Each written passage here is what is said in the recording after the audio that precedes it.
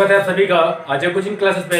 Students, आज की इस वीडियो में हम लोग गॉस के नियम के प्रयोग से एक समान रूप से आवेशित चालक चादर के समीप वैद्युत क्षेत्र की तीव्रता का व्यंजक स्थापित करेंगे। इसके पहले वाले वीडियो में हम लोगों ने गॉस के नियम के प्रयोग से दो डेरिवेशन समझ रखे हैं। चलिए टाइम वेस्ट नहीं करते, देखते हैं अपने डेरिवेशन को।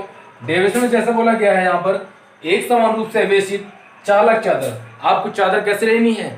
चालक लेनी है। और चालक क्या होता है? चालक चादर का मतलब होता है कि ऐसी चादर जिसमें आवेश चल पाता है उसे बोलते हैं चालक चादर। तो हमने एक चादर ले लिया, चादर इस तरह लेंगे। इस तरह चादर लेने की क्या जरूरत पड़ी? क्योंकि जब चादर पे आवेश दिया जाता है तो आवेश प्रतिकर्षण बल के कारण चादर के पृष्ठ पर आ जाता है। और चादर के दो पृष्ठ होते हैं, एक इस साइड का दूसरा इस साइड का। तो जैसे ही आवेश उस चादर पर दिया जाता है तो वो आवेश प्रतिकर्षण बल के कारण चादर के पृष्ठ पर आ जाता है। चादर के अंदर नहीं रहता, चादर के पृष्ठ पर आ जाता है। बाहर आने का रीजन क्या है? प्रतिकर्षण बल। जैसे धनावेश आते हैं पास में तो प्रतिकर्षण बल कार्य करने लगता है, जिसके कारण आवेश चादर के पृष्ठ पर पहुंच जाता है।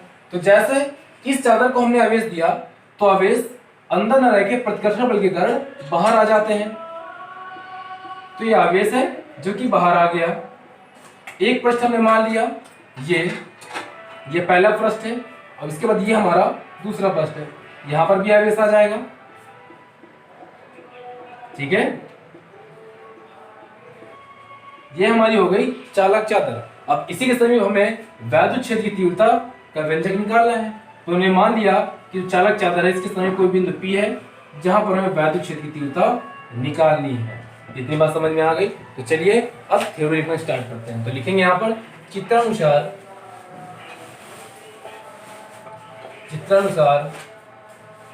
एक समतल चादर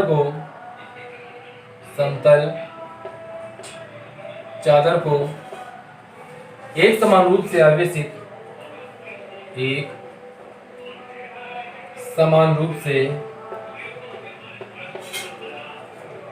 आवेशित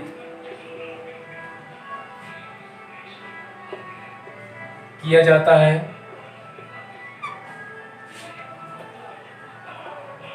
जैसे ही चालक चादर को आवेश दिया जाता है तो यह धनावेश प्रतिकर्षण बल के कारण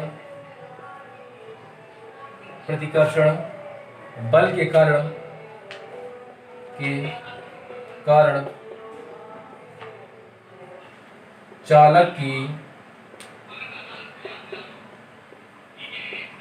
ऊपरी सतह पर तथा निचली सतह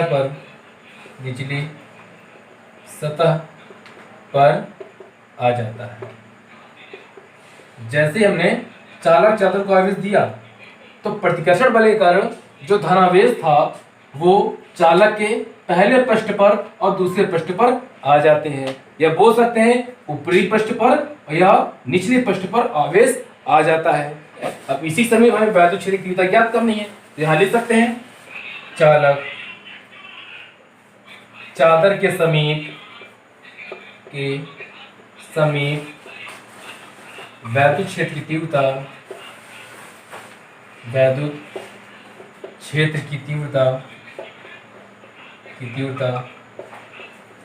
बिंदु P पर ज्ञात करनी है।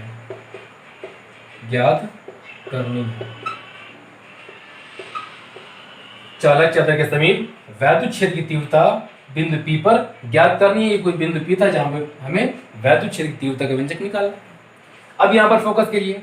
हमें पहले फोकस करना है कि वैद्युत क्षेत्र की दिशा पहले प्लेट के कारण और दूसरे प्लेट के कारण की दिशा की ओर होगी। तो हम बात करें बिंदु P पर, यदि इसमें हम धनावेश रख देते हैं, हमने बताया था कि वैद्युत क्षेत्र की दिशा ज्ञात करने के लिए आपको धनावेश की हेल्प लेनी पड़ती है।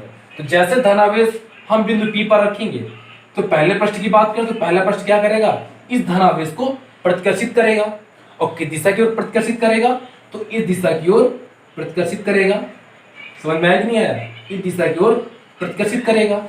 तो मान सकते हैं कि जो वैद्युत क्षेत्र की तीव्रता की जो दिशा होगी, तो हमने लिख दिया है यहाँ पर E1। इतनी बात समझ में आ गई। अब हम बात करेंगे दूसरी प्लेट के कारण बिंदु P पर वैद्युत क्षेत्र की दिशा।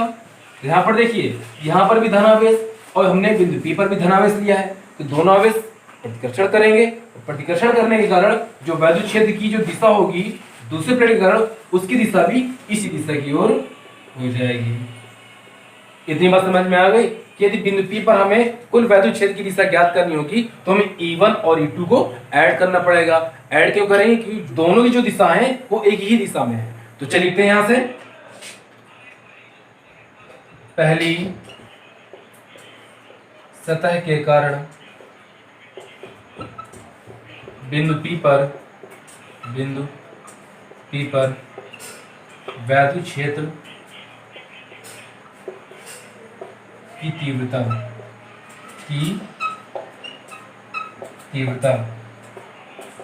वेक्टर E1 बराबर, तो अब जानते हैं कि जो तीव्रता का जो फॉर्मूला होता है वो होता है सिग्मा अपॉन 2 एप्सिलॉन नॉट। अब दिशा की बात करें कि दिशा क्या होगी, तो हम लिख सकते हैं तल के लंबवत।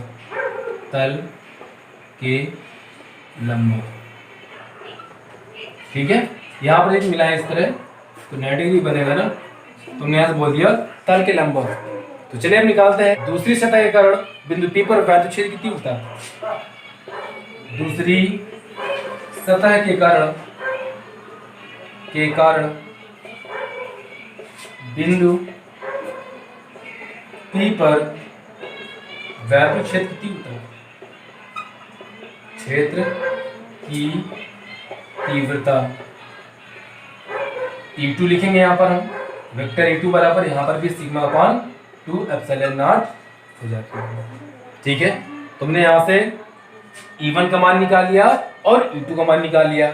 इसके बाद लिखेंगे जो E1 और E2 की दिशा है वो एक ही दिशा में है और ये दोनों सदिश राशियां हैं, तो दोनों का हम योग कर देंगे और वही होगा परिणामी वैद्युत क्षेत्र की तीव्रता बिंदु P पर।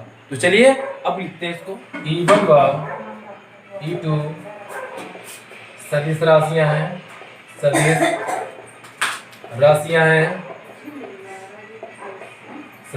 हैं और दोनों की दिशाएं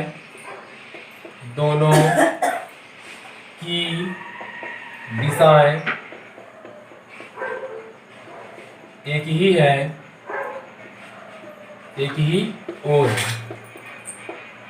ही ओर है। अतः बिंदु P पर परिणामी वैद्युत क्षेत्र की तीव्रता वेक्टर E बराबर। तो अब जानते हैं दोनों को हम ऐड कर देंगे और दोनों का ऐड करने का रीजन बस यही है कि दोनों जो दिशाएं हैं, चाहे वो पहली सतह के कारण हो या दूसरी सतह के कारण हो, वो एक ही ओर है।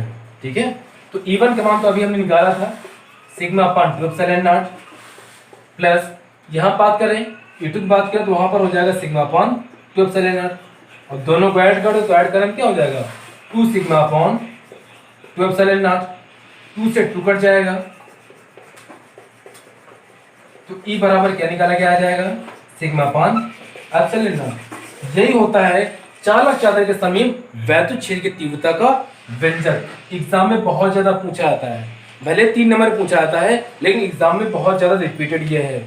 ठीक है, मात्रक की बात करें तो मात्रक के लिए आप कहीं ना जाइए, जैसा हमने आपको बताया था, बराबर होता है F अपॉन Q। F का मात्रक न्यूटन और कूलाम हो जाएगा आवेश का मात्रक, जिसका मात्रक हमने लिख दिया न्यूटन प्रति कूलाम। बस आपको फॉर्मूला याद करें, मात्रक तो निकल ही आता है।